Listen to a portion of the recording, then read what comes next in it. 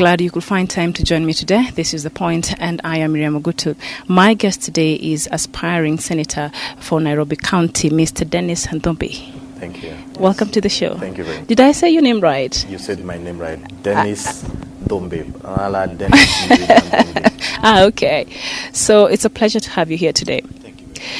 All right. So your slogan for your campaign is Agano GPA. Yes. Why Agano GPA?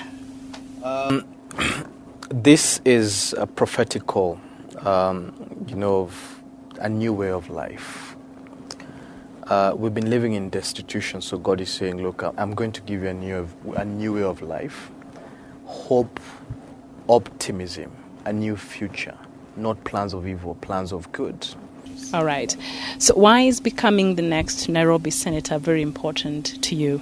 The Senate seat is actually one of the most integral seats in the Constitution because it provides for several things. It provides for representation, and for me, I believe representation is God and the people. The desire of God and the desire for His people and the desire of the people as per the will of God. Number two, legislation. It's absolutely important because we live based on a template of law. It's absolutely important that we make that law not punitive, permissible, and to create an environment that we can all thrive. So there's representation, legislation, and oversight. Oversight is so critical because you get to overlook and oversee funds and service level agreements that the county government has promised the people in terms of what exactly they deliver, and based on exactly what the people want delivered, and an accountability to the T, to the last drop of how the funds were utilized, all the way from the ward level. To the world level, yes. Yeah, and I saw in one of your posters on social media, and I'll quote, it's time to get rid of Nairobas. All right. Yeah, so who are these people who have been robbing us, especially in this county? Yeah, Nairobas are, politicians and public servants who we have given the mandate and the money to serve us, but we can't see anything. Any services? Over 70 billion shillings later in Nairobi. We're still living in trash. The county is still insecure. We cannot get water. Our living standards have not improved. It's the first time in the Constitution that we put a government together and we gave them money and a mandate all the way to the MCA level, all the way to the ward level, all the way to where I live. There's money and there's a clear job description. But we just made runaway billionaires and millionaires in this county. Those are the Nairobas. And those are the guys that we need to shut our doors and make sure they do not access our money. And you know what? When I get into Senate, we're giving them 1 year. Because, technically, a physical year runs for 1 year. After that 1 year, if you're not able to account for your projects, and if we're not able to see the development that you have brought to the ward level, we will institute a purge. Oh, wow. And you will not see the second year of office. We're going to use available constitutional offices, available power given to the people to ensure that you don't live in peace in this city. We cannot entertain robbers. And let me tell you what, as a security professional, the amazing thing is this. When you're robbed in your house, do you call a politician or a security person? I call a security person. And that's why I'm responding to this as a security person. I'm not a politician. I'm not coming here to politic. I have no interest in politicking. I have no interest in making vain promises. And I think Kenyans have had enough of the politicking. We're afraid of that overtalk and mumble jumble and all that. What we want to see is service delivery. In case you're joining me, my guest today is Dennis Nthumbi. He is vying for the Nairobi Senatorial seat in the next coming general elections. So you feel that the Nairobi County government has failed in its mandate delivering services to the people of Nairobi. Gravely. And the Nairobi Senate failed in its oversight role. So two things. I want to know with specific which areas have they failed, and second, the failure by the Nairobi Senate in its oversight. Just point it out. Maybe the question would be, which areas have they succeeded? I would struggle. All right. I mean, even you as a Nairobi resident, if I ask you, can you give me some of the successes of the county government? If you have to imagine and Google and do whatever, you cannot explain development. Development is visible. If I tell you I have built a house, you'll see the house. You're not going to imagine. I'm not going to ask you, okay, now Ben, you're getting into this imaginary house and thereabout.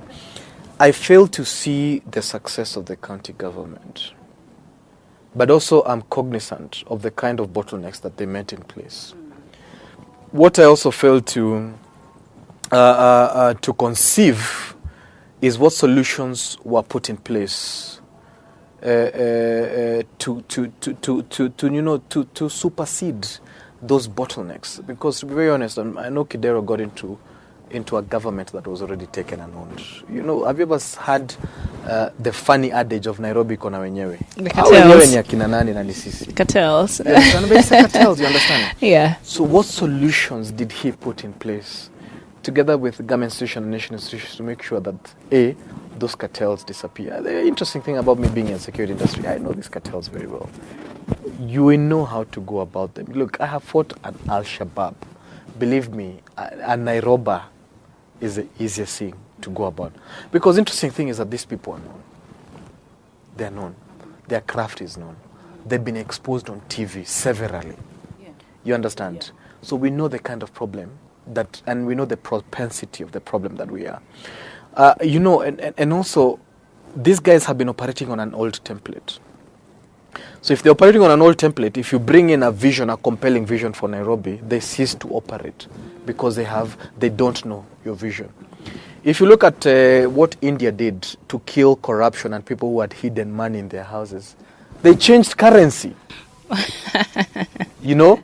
So if you're hiding billions in your house, you can never use it anymore. Zero. You have to take it to the bank. Yeah, they said if you don't bank your money, within several months, your money is not going to work. And why were they saying bank your money? So that we can know the amount of money you have as a person. It's interesting that we have people who basically store hundreds of millions in their houses. And that's why you see a lot of this police raid. They don't store it in Kenyan shillings because the Kenyan currency is bulky. They store it in dollars, in euros and all that. You understand? But I fail to see the gains that the county government has put in place. In fact, it would be right to see perhaps what Kidero oversaw a lot was a plunder of Nairobi, both from resources and everything else that there is. And what he oversaw is a degradation of the living standards of the people of Nairobi. But guess what? A county government that's not performing, other than blaming the governor and other than blaming the MCAs, the senator, you blame the senator. Why? Because the senator has the legal mandate to oversee and represent the people of Nairobi, other than the fact of legislation. You understand?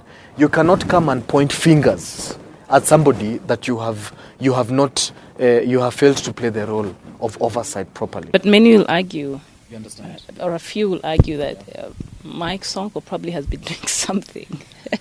I don't know. Well, I see segmented things here and there. I fail to see the solutions. But we know the state of Nairobi. I'm a Nairobi resident. I know how filthy Nairobi is. I fail to see, it's almost like I don't even have any right. Where has my money gone to? You know, as a resident in Nairobi, where is my right, you understand? Was he interested in the Senate from the very beginning? What legislation did he pass to better the lives of Nairobi? You understand? So there are critical questions we can ask on his role as a legislator. Did he legislate? Does he understand legislation? And number two, the issue of oversight. What exactly did he oversee? And what was he supposed to oversee? Many billions later, can he give us a nitty-gritty of what disappeared and what wasn't done in Nairobi?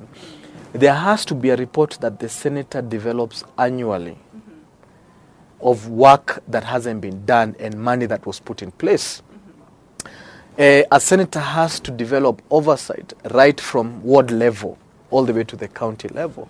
And this is basically citizen participation that the Constitution authenticates. You understand? So, and maybe this is a disease across the country of performance on governors and senators. You understand? And a lot of people go there for, the inspiration is money. The inspiration is not the mwananchi. if you think that politician is thinking about how you live and how to improve your life, you lie to yourself. You understand? But so those are some of the things that we have to correct. But also sometimes a few governors will argue that, sometimes the MCAs, they say they sabotage their works and they threaten because they're able to, to vote you out. We've seen a few cases where they've tried to vote out the sitting governors. So you have to heed to their whatever their demands, or else they threaten you. So maybe you might want to do whatever you want to do, but since country of cartels and things like that, so it becomes very difficult for the governors to do their mandate. Is that a reasonable argument? By the way, I think MCAs did not bar governors from working. Neither did they impede. But sometimes the only time MCAs were rioting is when the governors aliwatoa ugali kwa mdomo in Kiswahili. Yeah. It was a tumbonomics aspect of you're eating too much and we're not eating. So by revolting, the governor then increased the share of food on their plates, but not for the sake of the. But that means if the governor increases the food on their plate, part of that money that is supposed to develop the Mwananchi now goes to those plates. Exactly. Yeah. It was a feeding program for 85 people and the governorship in this city. Yeah. But let me tell you something. First of all, you have to have management capability as a governor. You technically have to manage your people. And let me tell you what, the governor does not manage MCAs. The governor has an administrative structure of dispensing services to the Mwananchi. So the county government has a structure up to the ward level. They are called ward administrator, not an MCA. But now they're very powerful compared to the councillors we had previously. No, I'm not talking of the MCA. Mm-hmm. The MCA is away from the structure of the governor. The MCA is not an employee of the governor. The MCA is a representative of the people. The ward they're coming from. You understand? From the ward they're coming. The governor has a structure all the way to the ward level. So you have sub-county administrator who administrates ward administrators. So the governor has roots all the way to the ward, away from the MCA. Mm-hmm. But the MCAs, they always threaten with impeachment. You understand? Yeah. You cannot be impeached when you're doing your work. You understand? You can only be impeached when you have abused office, siphoned money, abused public funds and all that. There's a clear stipulated way how a governor is removed from office. And he has to come to Senate and defend himself. So any governor who's being threatened by MCAs essentially has something to hide in terms of his performance record. But dispensation of services from the governor level are not dependent on the MCA, not at all. There's a county structure that works in place all the way to the ward. So there's no governor who can come and say, by the way, and where the governor sometimes is frustrated thereabout is perhaps in the budgeting aspect and legislation from the ward level. But every governor has a capability of dispensing services away from any manipulation of the MCA through a structure that is legal. Okay. So you say that your mission of becoming the next Nairobi senator is largely shaped by, of course, the Constitution, among others, but most importantly, also a kingdom vision. Yes. Why would you think, please put that into aspect for us. Correct. Of course, when I say the kingdom vision, for me is what God spoke. What God spoke into my life, which is absolutely very critical. And this is Jeremiah 29:11. He says, "For I know the plans I have for you, declares the Lord, plans for welfare and not for evil, to give you a future and a hope." What would a Nairobian want? First of all, God has plans for your welfare. What do we thrive on? We thrive and we live and thrive on welfare. You understand? Nairobi has been going through evil. And that basically the Nairobas, what they are robbing from us. You understand? And a future and a hope for our families, for our generations, for our city. And that's it there is. So, and also it's Inga GPA means a new covenant. A new way of doing things, hope, optimism, new future, new opportunity, advancement, breaking forth, honesty, prosperity, and whatever there is to prosper. You know, it is essentially what I call, a revival of sorts, if you'd call it, from a subjective and a punitive life to a life that you can break forth and be whoever who God designed you to do. And that's the reason that for me, when you unpack that vision, it's so grandeur and it's so pleasing and amazing that for the first time we'll begin to see hope. For the first time we'll begin to see newness. For the first time, technically, even when you travel and you tell people I'm from Nairobi, people would want to say, I'd love to come and visit Nairobi. And thereabout. And you know what? It takes one man to change a generation. And I believe that I'm that man who's point in time. At this time. There's a reason why I'm in the kingdom, and the reason why I'm asking you to vote for me. All right. So before you vote for you, we want to know, I have a vote, remember? Yes, and I've asked for your vote. Please vote for me. And the Nairobians, even the cameraman, even the producer. I'm pleading, and the producer. All right. I'm pleading for your vote. Yeah, so as the rest of the Nairobians, we want to know, of course, you've mentioned a few things that you think if you're elected you can do for this county. But what is your general vision in your leadership should you be elected as the next senator for this county? How do you intend to change our lives? Yeah, so that's my vision. My mission is basically to articulate several things. First of all, I'm guided by a philosophy of servant leadership. And that is what I'm offering to the people. I'm your employee. I owe you what I promise. I owe you what you desire. Please, there's a certain service level agreement that I want to do with you. You understand? And I want to make your life bearable. I want to ensure that you have hope. And I want to ensure that your life turns around. Because resources are there. We work hard in this nation. You know, so there's several things in my agenda and in my manifesto that are there, and certain demographic targets that I'm very passionate about. First of all, the group that has received the most raw deal is the youth. They have the most to live. Somebody who's 19 years old, 25 years old, who doesn't see any hope in this country and who gets bad leadership for the next 5 years, believe me, at the end of this leadership, they'll be 5 years older. You've lost a solid 5 years of opportunities that you should have received. So my first target is the youth. And there are several things that I'd like to do.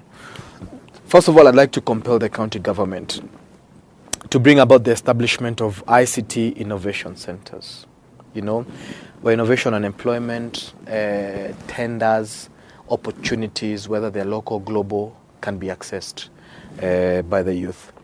The other thing is that I want to champion establishment of business incubation centers.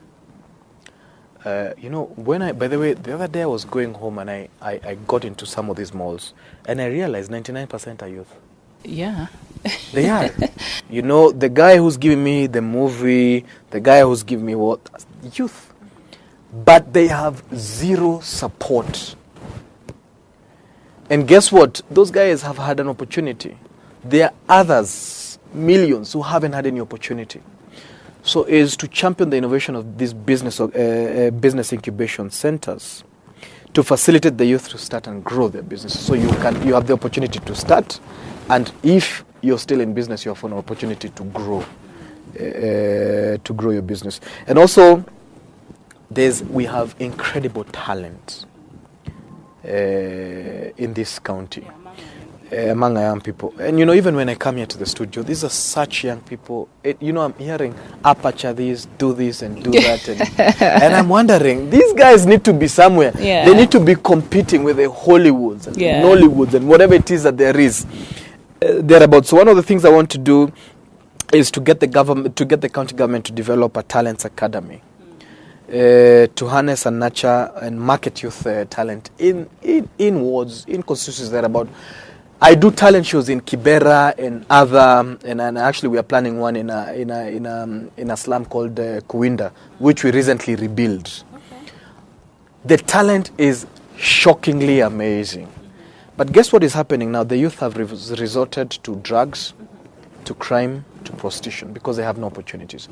We cannot judge them because we have never given them an opportunity. We've never empowered them. And there are several other things that I want to do. And, also to facilitate the youth to acquire modern malls. This has happened in cities like Tokyo and very many other things, and very many other places. Stalls that can help you exhibit your business. And this is not anything that we need to charge, believe me. Because this is their money. Yeah. This is their money.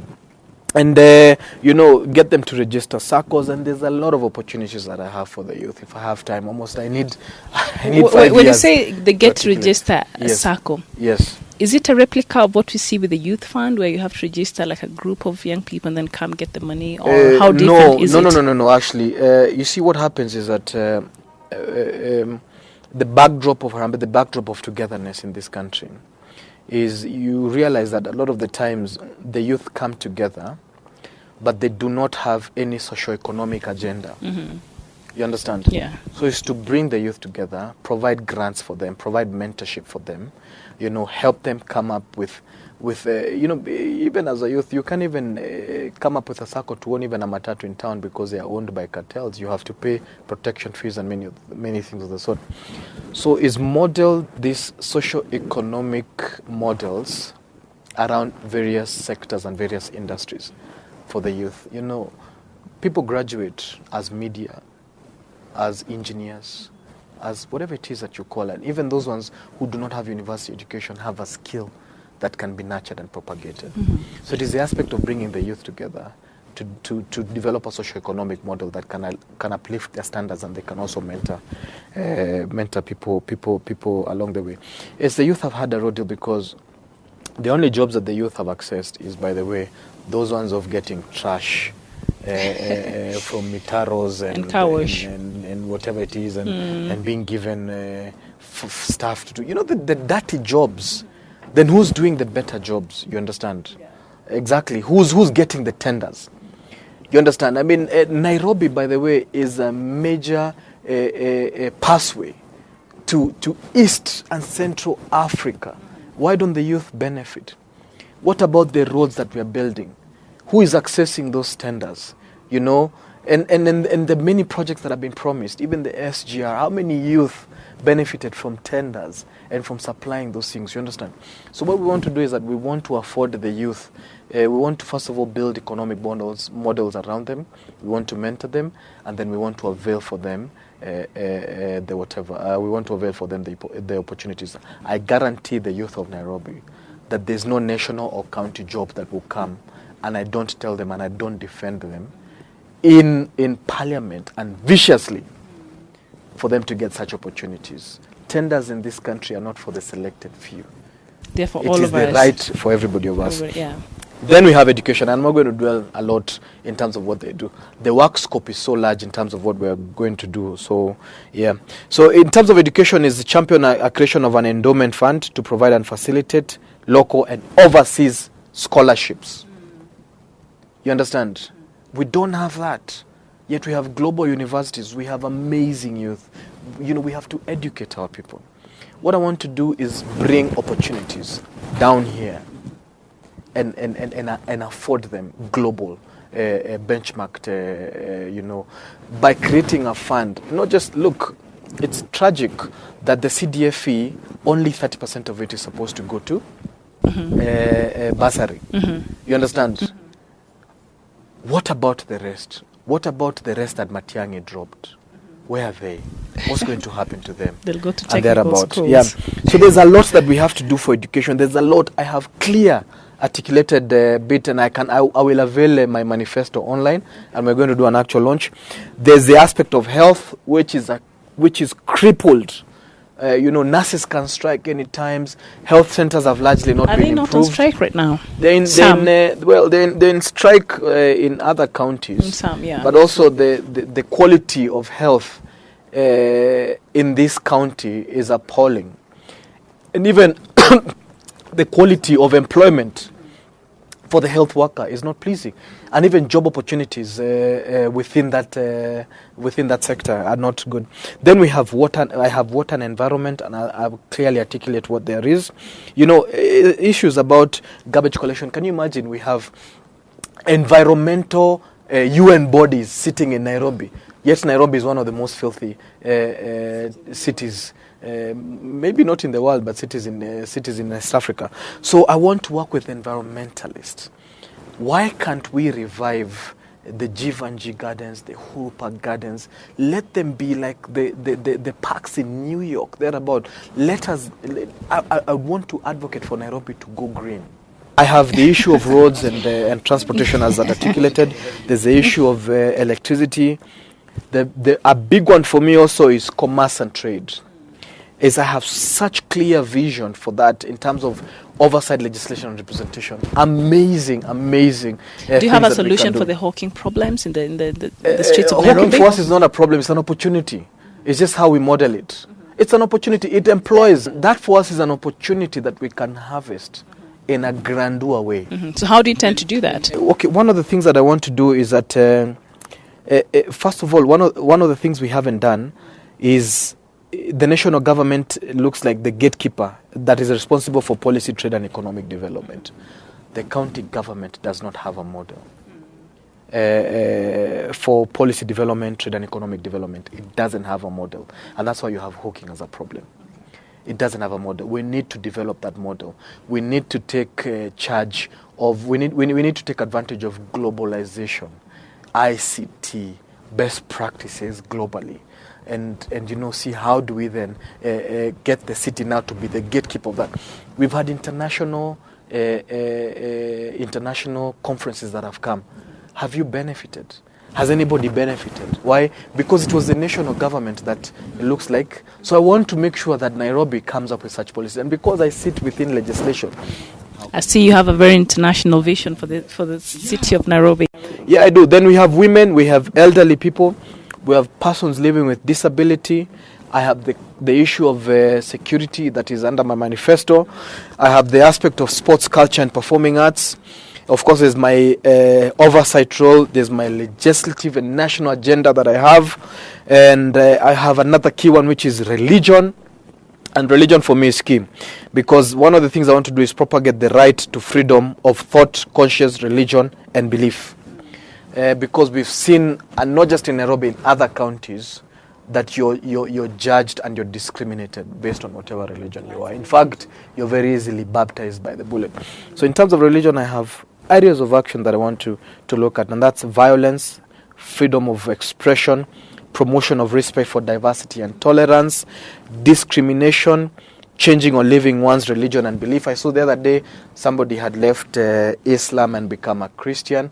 She had to be shipped out of the country the next day because there was a lot of violence around her. That right should be exercised and respected. Manifestation of religion or belief. Even when somebody converts from Christianity to Nairobi, you should let them be because it is between them and their God. You understand? Then we have support for and engagement with faith-based umbrella bodies, which we haven't done that. And another one that's key for me within my manifesto is what I call moral reformation. We both know that one of the gravest problems in Nairobi is that we have a moral crisis. So one of the things I want to champion... A moral decay. Yeah, moral decay. One of the things I want to champion is political, social and moral reform that will bring stability, security and perhaps most importantly prosperity to the city, which has been rocked by moral crisis. Those are some of the things that I want to carefully key issues that you want to address in my Senate journey. That cannot be possible if we don't raise a community of overseers. So one of the things I want to recruit is that I want to recruit a 2 million strong following and convert them to be the Nairobi oversight team, that we can basically make sure that we drive these issues from the ward to the county level. And that is something that I'm going to be launching on social media. All right. So do you have a website that Nairobians can visit or a Facebook page? I have a Facebook page, which is Dennis Nthumbi. And my Twitter handle is Nthumbi. We're working there now just to make sure that for the first time, we bring Nairobians on board on matters governance, on matters oversight, and on matters legislation. So we want to raise a standard in Nairobi, and we want to say we are the people who can kick out these Nairobas out of the place, and so that we can build our city basically from our neighborhoods, from our wards, and all the way to the county. And we have a beautiful county that we all thrive and love each other. Yeah. Oh, I can't even add anything else. Mr. Dennis Nthumbi, thank you for coming to the show today.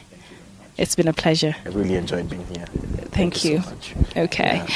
And until next time, Nairobians, you have the vote, you have the mandate. If you think his ideals, his ideas, his manifesto is something that can change your life, you have the power to put him there and have him as your leader after the next general Please elections. vote for me.